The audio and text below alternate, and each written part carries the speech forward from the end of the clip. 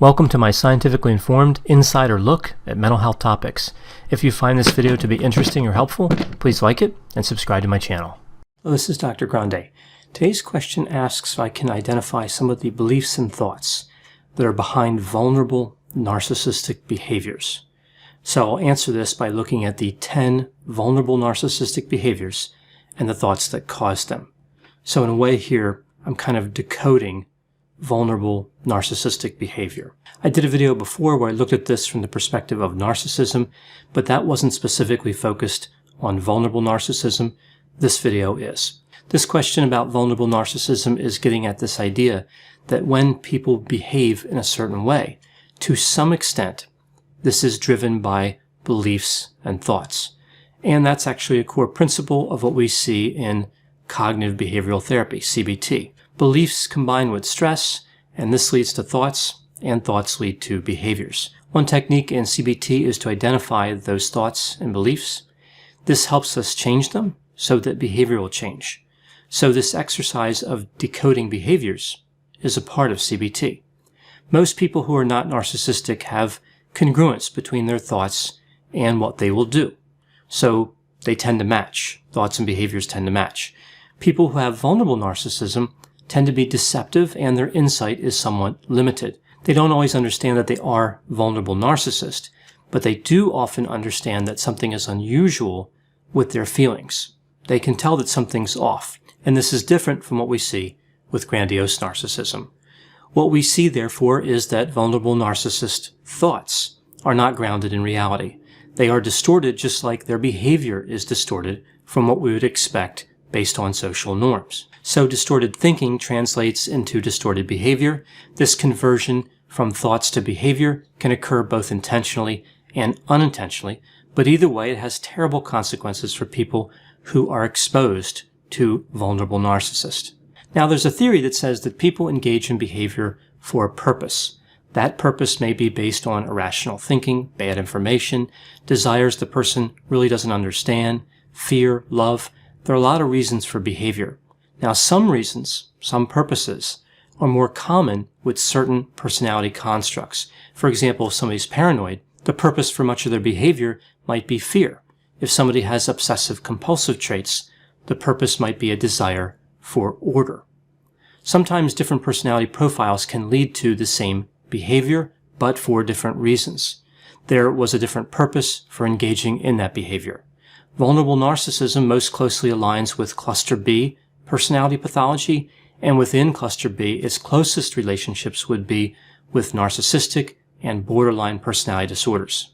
I will go through this list of 10 behaviors and list the thoughts that somebody with vulnerable narcissism might have right before they engage in that behavior or as they're engaging in that behavior. For comparison, for each of the behaviors, I'll also discuss a thought from another personality construct, for example, avoidant, dependent, or borderline. Some of the traits we see associated with various personality disorders. I'm offering a conceptualization, a theory about what could be happening. What's actually happening in any particular case, of course, could be quite different. So in a sense, with these 10 examples, this is what the vulnerable narcissist would say to the victim of the behavior or to someone who's simply watching the behavior, if that vulnerable narcissist had perfect insight and they were honest. So a couple things to point out as I go through these behaviors. When I use the word thought, in this context, it could also be a belief, attitude, or expectation. And the behaviors I'll be going through could apply to a variety of scenarios involving the narcissist, like a husband and wife relationship, other family relationships, work relationships. I'll specify what scenario I'm talking about if I'm applying the example to a specific situation. So now moving to the 10 behaviors, starting with number 1. This is blame shifting, but I'm talking about a specific type of blame shifting here. So this is the type where somebody makes a criticism or provides feedback to the narcissist, and that narcissist attacks that person. So this is a little bit different, moving from vulnerable to grandiose narcissism. So picture criticism in an analogy where the criticism itself is a tennis ball. Right? So the non-narcissist just catches the ball, right? So somebody makes a criticism by throwing the ball in this analogy. They throw the ball at the non-narcissist. The non-narcissist just catches it. The grandiose narcissist deflects the ball, right? So they kind of shift their body to the side, it hits them and kind of deflects away. Or, like an alien from some sci-fi movie, the ball just goes right through them, right? So the grandiose narcissist doesn't really worry too much about criticism. The vulnerable narcissist hits that tennis ball right back to the person who threw it. So they just hit it back and they don't catch it first, they don't look at it, they don't examine it, right? It's just almost reflexive.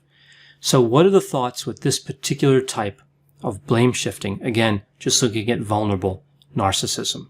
The first thought, I'm so hurt by that criticism that I can't even address this issue, but hurting you will bring me some relief. Next thought, the idea of criticism itself is offensive to me. Criticism is for people who are not perfect. The last thought here, I only value the feedback of high status people, and you don't fall into that category. So now shifting over here to look at borderline personality disorder with this same situation with blame shifting. When you criticized me, you proved that you did not love me, so now I'm going to hurt you for doing that. So we can see from this that this is actually quite similar to what we would expect with vulnerable narcissism, which underscores the similarity between these two constructs. Behavior number 2, falsely accusing somebody, then playing the victim. This one is fairly common in work scenarios. The vulnerable narcissist is in a position of power and they violate another employee's rights. When that employee complains, the vulnerable narcissist now pretends that they are the victim, right? The narcissist is the victim. So the thoughts here, I can dish it out, but I can't take it, right? Fairly direct.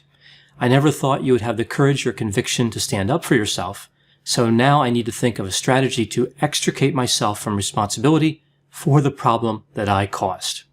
The last thought, I cannot do anything to build my own credibility or reputation, but I can discredit you.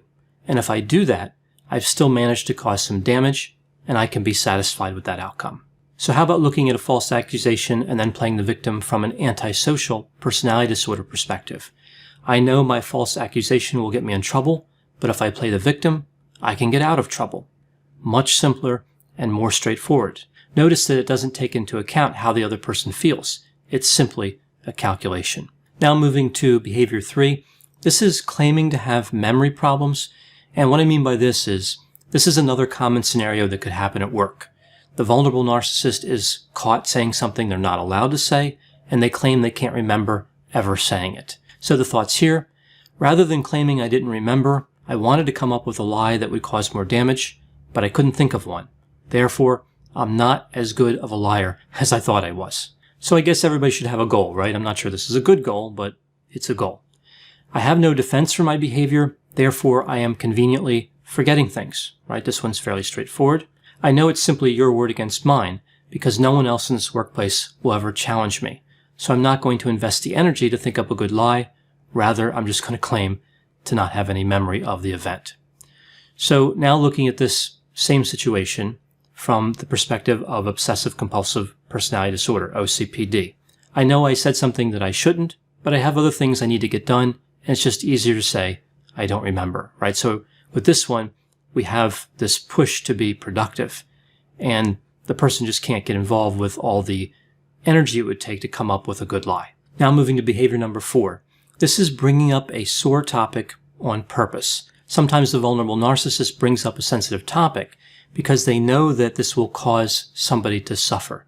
They make it seem casual. For example, in a long-term romantic relationship, the husband reminds the wife that she lost somebody close to her, perhaps a parent. So the thoughts here, I like to see people suffer without my actions being the obvious cause of that suffering, so I cannot be blamed. Next thought, you hurt my feelings the other day and I didn't address it with you. This is my revenge. And then we have, I am feeling sad today, so I thought it was fitting that you would feel sad too, right? So this is just the misery loves company theory of vulnerable narcissism that we've seen so many times. Looking at this from a dependent personality disorder perspective, I wanted you to be reminded that you are alone and all we have is each other, right? So this keeps that dependent relationship intact. Moving to the 5th behavior. This is stealing credit for someone else's work. This is fairly common in work settings when we see vulnerable narcissism. The first thought, It makes me so mad that your work is better than mine because I'm much better than you in every way. Next thought, if I had enough time, I could have done this work myself, but because you already did it, I might as well take credit for it. This is really just a sense of entitlement. The last thought, I deserve credit for your work because without me, you would never have been able to do the work. I assigned the project to you, therefore I made it possible for you to complete it, right? So not a lot of logic here, but this is the thinking that we see. Looking at the same situation from the perspective of histrionic personality disorder, I know that I took your work, but we are such good friends, I didn't think you would mind, right? So that's something common we see with histrionic personality disorder. Now moving to sign number 6, the vulnerable narcissistic wife starts berating her husband out of nowhere, simply starting a fight for seemingly no reason. The thoughts here, seeing you suffer brings me joy, or at least takes away my pain. I think most of the time it would really be more about taking away the pain. The next thought, I'm so angry to have an ordinary person in my presence, right? So just the general annoyance that narcissists have by being around people that they think are inferior. The last thought, I have a need that you are not meeting, and I need you to recognize that need without me telling you what it is. Somehow I think that yelling at you will solve the problem, right? This is one we see from time to time. So looking at the same situation from the perspective of paranoid personality disorder, I think you're up to no good, and if we have this argument out of nowhere, you'll be caught off guard, you'll have a lot of emotions, and you'll confess to the wrongdoing that I suspect. So this one's really like kind of setting a trap. Now moving to behavior 7, a father stops talking to his daughter one day and never resumes. He just ends the relationship with no warning. The first thought, I'm not the father that I wanted to be, and it's causing me to experience shame. It's just easier not to have communication than face that shame. The second thought, I've been giving off subtle hints that I'm disappointed in you for several years, but you didn't get the hint. And the last thought, you've committed some small violation against me many years ago. I am capable of holding a grudge for a long time, and it's your fault for not knowing my nature. So this same situation now looking at dependent personality disorder. I found somebody else to provide support to me. Now moving to number 8, this is where the vulnerable narcissist flaunts how much money they make. Now one thing interesting here is often they tend to avoid exact figures, worried that if they put out an exact figure, somebody else might put out a figure that's greater. So one of the popular ways that vulnerable narcissists express their earnings is to use the term 6 figures, which of course can range from 100,000 to just shy of $1 million, giving them a lot of flexibility as they craft their lies. The thoughts here, I'm more important than you, and I want you to know that the differences between us can be quantified. The second thought, I'm resentful that you are superior in some areas, and flaunting about money makes it seem like I'm not resentful. The last thought, I know that high status people earn a lot of money, and I want to be regarded as a high status person too. Now looking at the same behavior from the paranoid personality disorder perspective, if you choose to come after me, I want you to know that I have access to resources, right? So this is really more self-defensive in the context of paranoia. Now moving to behavior 9, the vulnerable narcissistic mother acts cold and distant in kind of a passive-aggressive way toward her son. The thoughts here, I want you to know that I'm tough enough to continue to make your life miserable as long as I want to. I will win the war of attrition. Next thought, I'm hurt that you don't appear to need me as much as you grow older. And the last thought, I don't have the depth or emotional sensitivity to communicate my needs in a more effective way. How about the situation from a borderline personality disorder perspective? I'm afraid that you plan on rejecting me, so I'm going to reject you first. And this brings me to behavior number 10. This is the last behavior. The vulnerable narcissist temporarily acts confident and domineering in a social situation. So they're acting more like a grandiose narcissist. This may be a situation where a person is watching this, not necessarily the target of the behavior. So like a supervisor who's harsh with another employee, and you're watching this interaction between them. So in a sense, the supervisor is trying to impress you. So the thoughts here, I'm as strong as a grandiose narcissist, right? So most of the time when they think this, they would probably have a specific grandiose narcissist in mind, perhaps another coworker who's extremely confident. This is in line with the theory that a vulnerable narcissist is really, in some ways, a failing grandiose narcissist. The narcissism is incomplete. The next thought, I want you to see that I have power so that you will follow me. So this is the thought if they want to recruit narcissistic agents, people who will help them conduct and get away with their bad behavior. They don't want to offend that agent directly because they want to use them, but they still want to show that they have the ability to be offensive. So this is the behavior they use. They become dominant and confident to show off. The last thought, I know that I'm weak and I'm overcompensating by trying to dominate others. So this is really looking more at the insecure side. So what about from the perspective of avoidant personality disorder? I desperately want to be able to assert myself in a way that society accepts, but I'm just not sure how to do it. So here the point of their behavior isn't to be mean or hurtful. It's more like experimentation, and they're just not sure how to be assertive, to be socially appropriate without coming off as dominant and overconfident. So those are 10 behaviors associated with vulnerable narcissism and some of the thoughts that may be behind them. I know whenever I talk about topics like narcissism, there will be a variety of opinions. Please put any opinions and thoughts in the comment section. They always generate a really interesting dialogue. As always, I hope you found this decoding of narcissistic behaviors to be interesting. Thanks for watching.